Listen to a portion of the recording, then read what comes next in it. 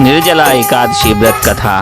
निर्जला एकादशी का व्रत ज्येष्ठ मास के शुक्ल पक्ष की एकादशी तिथि को किया जाता है। प्रस्तुत है निर्जला एकादशी व्रत कथा।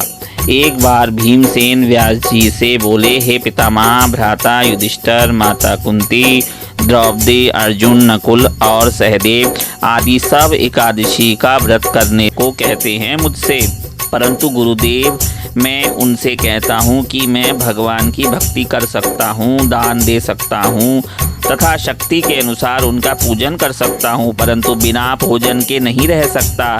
ऐसा सुनकर व्यास जी कहने लगे कि हे भीम, यदि तुम नरक को बुरा और स्वर्ग को अच्छा समझते हो तो प्रत्येक महीने की दोनों एकादशियों को अन्न का त्याग किया करो।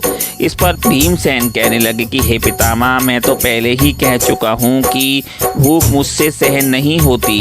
यदि साल में कोई एक व्रत हो तो वह मैं कर सकता हूँ, क्योंकि मेरे पेट में व्रत नाम की अग्नि है जो मुझसे बिना भोजन के सहन नहीं होती, और व्रत नाम की अग्नि जलने के कारण मुझे बहुत पीड़ा होती है। भूखे रहने में और बिना भोजन के वह अग्नि शांत नहीं होती, इसलिए पूरा उपवास तो क्या, एक समय भी बिना भोजन के रहना कठिन है। अच्छा, आप मुझे ऐसा कोई व्रत बताइए जो वर्ष में एक बार ही मैं करूं और उस व्रत के प्रभाव के कारण मुझे स्वर्ग की प्राप्ति हो जाए।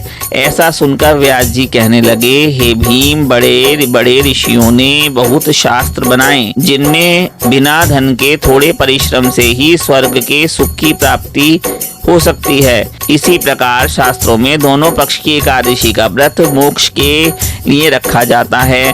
व्यास जी के वचन सुनकर भीमसेन नरक में जाने के नाम से भय से कांपने लगे और कहने लगे, अब मैं क्या करूं, मास में 2 व्रत मुझसे नहीं रहे जाएंगे। हाँ, साल में एक व्रत करने का प्रयत्न अवश्य कर सकता हूँ, अतः साल में एक दिन व्रत करने से यदि मुझे मुक्ति मिल जाए तो हे गुरुवर, ऐसा कोई व्रत हो तो मुझे बताइए। इस पर गुरुदेव व्यास जी बोले, वृषभ और मिथुन की संक्रांति के बीच ज्येष्ठ मास शुक्ल पक्ष की एकादशी आती है, उसका नाम निर्जला एकादशी है। तुम उस एकादशी का व्रत करो और उस एकादशी के व्रत में स्नान और आचमन के सिवाय जल वर्जित है। आचमन में 6 मासे से अधिक जल नहीं होना चाहिए, अन्यथा वह जल मद्यपान के समान हो जाता है। इस दिन भोजन नहीं करना चाहिए, क्योंकि भोजन करने से व्रत नष्ट हो जाता है। यदि निर्जला एकादशी को सूर्योदय से लेकर द्वादशी तिथि के सूर्योदय तक जल ग्रहण न करें तो उसे सारी एकादशियों के व्रत का फल प्राप्त होता है।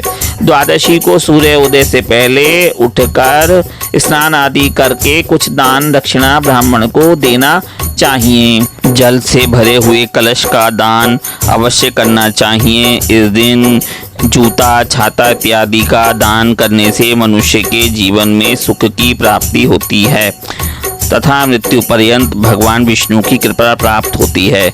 जो मनुष्य भक्ति पूर्वक इस कथा को पढ़ते या सुनते हैं उन्हें निश्चय ही स्वर्ग की प्राप्ति होती है, संपूर्ण मनोकामनाएं पूर्ण होती हैं। जय जय श्री कृष्ण।